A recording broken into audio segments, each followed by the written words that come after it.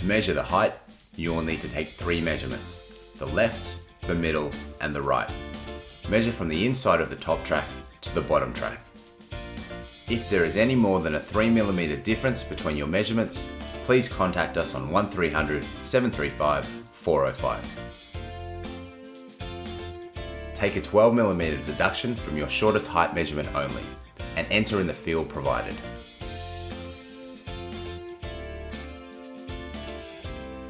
We recommend taking all measurements twice. If you get different measurements, have someone check them for you.